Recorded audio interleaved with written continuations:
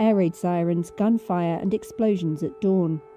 Fighting raged outside Kyiv on Saturday, and Ukrainian officials said heavy shelling and threats of Russian air attacks were endangering attempted evacuations of desperate civilians from encircled towns and cities. Ukrainian President Volodymyr Zelensky said Russia was sending in new troops after Ukrainian forces had put 31 of its battalion tactical groups out of action. He said they were Russia's largest army losses in decades. He gave no details, and neither statement could be verified.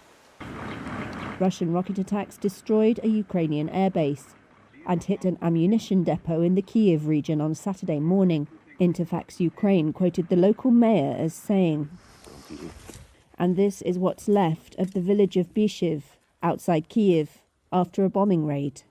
Most Russian ground forces are about 16 miles from Kyiv's centre, according to Britain's defence ministry. It says Moscow could attack the capital in a few days.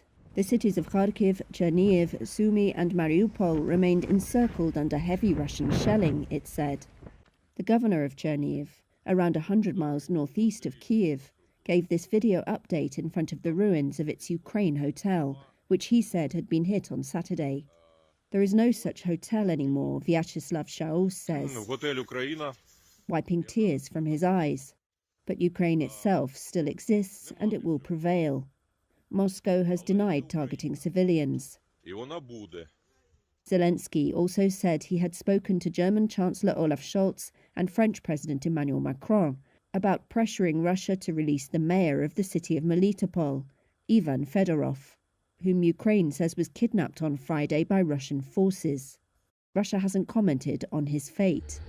Russia's defense ministry released this video of what it said was its military on the move in Ukraine.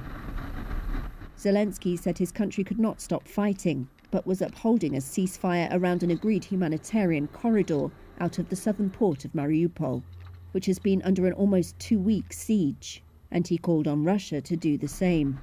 Moscow has previously blamed Kyiv for failed evacuations.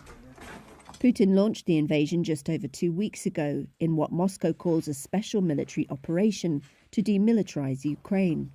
It has been near universally condemned around the world and drawn tough Western sanctions on Russia.